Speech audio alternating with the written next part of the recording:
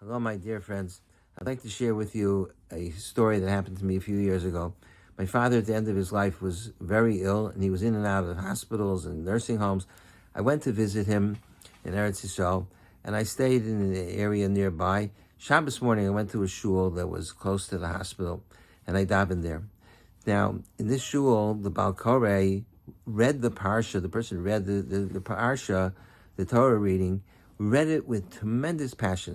I never heard a learning like that. And he infused meaning into every word, and you could see that he was a distinguished person, and he was loud, and he pronounced everything meticulously, so that exactly the right emphasis on each word, and it was a magnificent learning.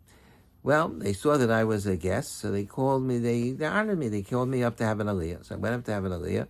I made the bracha, and then he started to read. Now, the halacha is that the person who receives the aliyah, even though he's not the Baal Koreh, he's not the one that's reading out loud, but he's supposed to read along with the Baal Koreh in an undertone. Now, normally, you do this in sort of like a whisper, so that shouldn't disturb the Baal Koreh. You quietly say the kriya with the Baal Koreh. But in this instance, the Baal Koreh was so loud, if I would have whispered the laning, I wouldn't have heard myself. And I assume if you're saying it, you have to be able to hear what you're saying. So I said a little bit louder than I normally would have done when I had an aliyah. Well, at the end of the aliyah, the Baal Koreh, after my bracha, the Baal Koreh became enraged and incensed, and he started yelling at me. This was in public, in front of maybe 150 people. And he says, "What's the matter with you? Who taught you how to have an aliyah? That's not what you're supposed to do. You're not supposed to read along so loud. You're not the Baal Koreh. I'm the Baal Koreh. And how do you expect me to concentrate on my laning if you're making so much noise and you're reading it so loud?" I didn't really take it to heart what he said. I thought it was almost comical that he got so excited about this. And I didn't bear any grudge against the individual. It didn't bother me. But I thought afterwards, if I had a chance to sit with this person who otherwise seemed to be a very fine individual, I would have shared with him the Torah that I have on this week's Parsha. The Torah relates, the Parashas Yisro is about the Aseret Dibros. After God gave the 10 Commandments to Moshe, then the Torah says that God gave Moshe a few mitzvahs to tell over to the Jewish people. The last mitzvah in the Parsha is that when you don't go up to the Mizbayach. The Mizbayach was a high platform. Don't build stairwell to go up to the Mizbayach.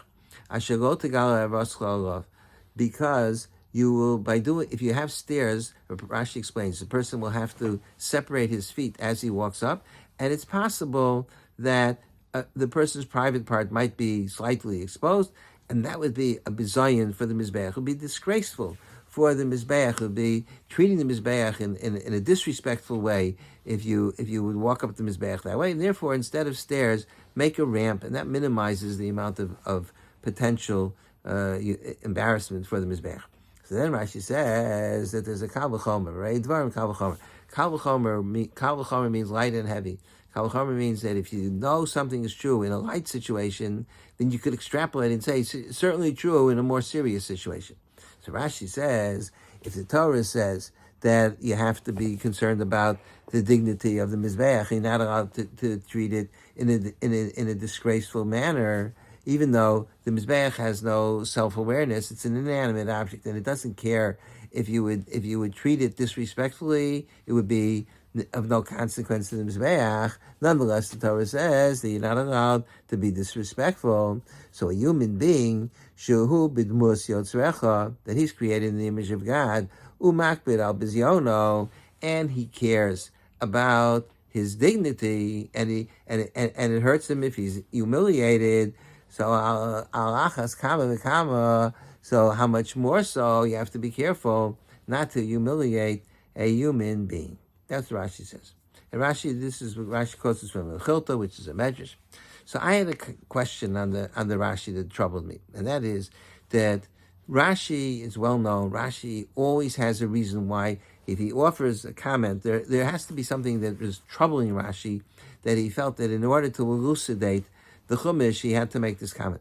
What does this comment have to do about this kal v'chomer from the Mizbeach to a person? it's a very nice drasha, but it has nothing to do with the text. It's not.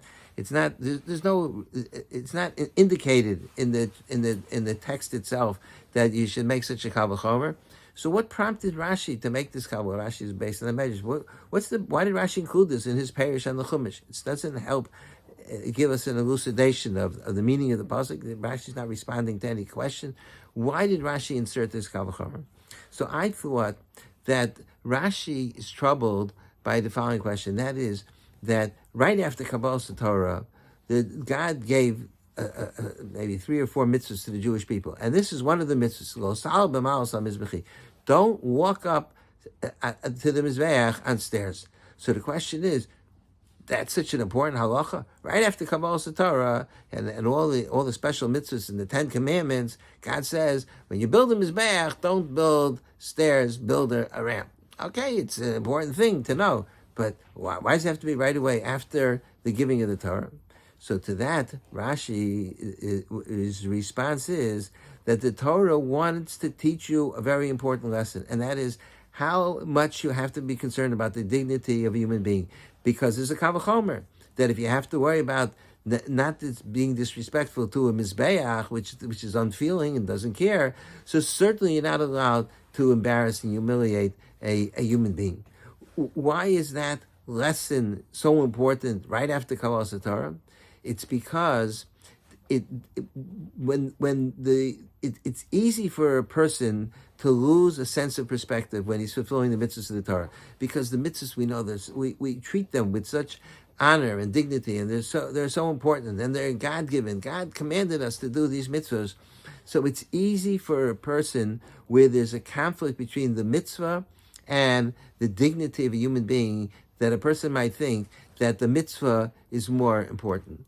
And that's why Rashi is telling you that there's a kal v'chomer, that if you're not supposed to humiliate a Mizbayach, kal v'chomer, you're not allowed to humiliate a human being. Now you could question that kal v'chomer. I would have asked the following question: what do you mean that there's, if you're not supposed to be disrespectful to Mizbayach, you shouldn't be disrespectful to a person?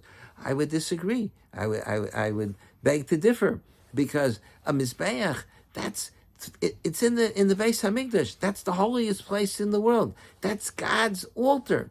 And on the Mizbayach were brought thousands and thousands of korbanos. It was infused with so much kedusha, the Mizbayach. So how could you make a kal v'chomer from Mizbayach to a human being? A human being, let's say, I mean, the kal v'chomer is any person, even if the person is not learned, and the person's not particularly a great tzaddik of any sort. He's just a plain average guy. So what's the kal v'chomer? The Mizbayach is super holy. It's God's Mizbayach, God's altar. So how are you making kal v'chomer to a human being?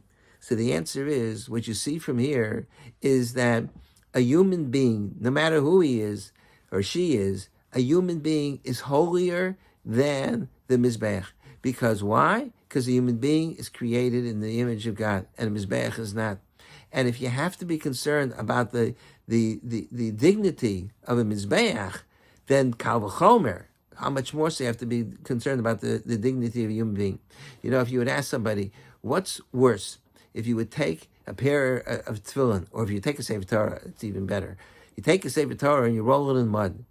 Is that... compare that to taking some mud and throwing it at a person in his face. Which is worse? So, I think many people would say, rolling a Sefer Torah in mud, that's like the ultimate disgrace of it's enormously disrespectful to not. The Sefer Torah represents the Kodesh Baruch Hu's Torah. That's terrible. You throw some mud at a person, okay, so they throw mud, so you take a cloth and you wipe it off. But the Sefer Torah, so what you see from Rashi is that that's not true. That a Sefer Torah, as holy as it is, but it's not created in the image of God, and the Sefer Torah doesn't care about its dignity, but a human being does care, and a human being is created in the image of God, and therefore the dignity of man is far more important than the dignity of a Sefer Torah. And I'm suggesting that the reason why Rashi included this comment is to explain, why is the Torah put this mitzvah here right after Kabbalas Torah.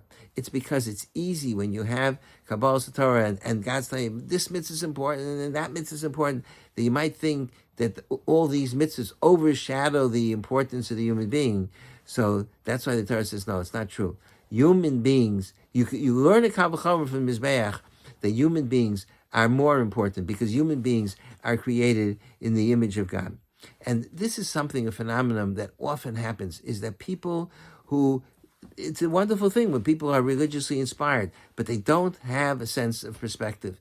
I'll give you one or two examples. I was at a chassan a few years ago. I told this story, maybe you remember it. I'm dancing around in a circle, and there was a guy behind me who was so into being misameach the chassan kal to bring joy to the chassan, and he was jumping up and down. And then I feel on my back he's tapping away, like on my back is a drum. He's tapping and tapping, and with the music, with the beat and everything. I couldn't believe it. What do you think I am, a drum? He's tapping on my back. I was going to turn around and say, hey, this is my back. This is not a drum. What are you doing? But okay, I didn't care. He wants to tap on my back. Let it tap on my back. But it shows that he thought he's doing a big mitzvah, and I needed to be participating in his mitzvah. He's dancing for the chassan. So if it requires that I should be his drum, so be it. Because look, then I also can be part of his mitzvah. But he failed to realize that that's not how you perform mitzvahs. You don't perform a mitzvah at the expense of another human being. You don't do that. Or I've had experience in chassan also. I've talked about this many times. The people get so, they're dancing around. They get so excited. They do these leaping jumps when they're to the music, and they oftentimes they land on your leg, on your foot. They could break your toes because, but they'll feel what do you mean? Listen, I'm doing a tremendous mitzvah. Okay, look, you're doing a mitzvah, but people are more important than your mitzvah. Rabbi Yisrael Salanter gives a mashal for this as well. He says it's like a guy, he's very fervent in his observance, the mitzvahs, and he puts on his talis and he takes the tzitzis. You're supposed to put the tzitzis behind you when you make the brachas. So he takes the tzitzis or after the bracha and he whacks it behind him, and there's a guy standing behind him and he whacks him in the face. That's an example again of a person not having a sense of perspective. And that's what the Chumash is emphasizing. After the Torah, after God gave Torah to Moshe Rabbeinu to give to the Jewish people, then the Aseres HaDibros, and every single thing in the Torah is so important. God said, don't lose sight of the proper perspective. That human beings are more important because human beings are created in the image of God. And as holy as a Mizbayach is, and as holy as a Sefer Torah is, a human being is more holy and more important than, some people will cringe and say, wait a minute, a human being is more important than Sefer Torah. Yeah, a human being is more important. Or the human being is more important than the Kosel Maravi, and more important than the Beis HaMikdash, because a human being is created in the image of God, and a human being has feeling, and therefore you have to be more concerned about the dignity of a person than about religious observance. Which is not to say that the religious observance, of course, it's super important. My point is not to diminish the importance of being careful with mitzvahs, but it's to point out the perspective. That's what it was said to this gentleman who lay so beautifully with so much feeling, but in front of the whole congregation, he was saying things that could have humiliated me. So I would have pointed out to him, sir, it's more important not to embarrass somebody than it is to read the parsha with meticulously, to be careful. You say, there's milel and milra, the emphasis on the beginning of the word, the end of the word. That's not as important as treating a person with dignity. And that's the tremendous lesson that we learn from this Rashi, that people are more important than a Mizbayach, and it's a chiddush, because a lot of people would think, no, Mizbayach is so holy, yeah. No, people are the holiest objects in the world, and you have to treat them with more dignity than you would even treat an object such as a Sefer Torah or Tefillin or the Mizbayach or the Beis HaMikdash, because human beings are created in the image of God, and they care about their dignity.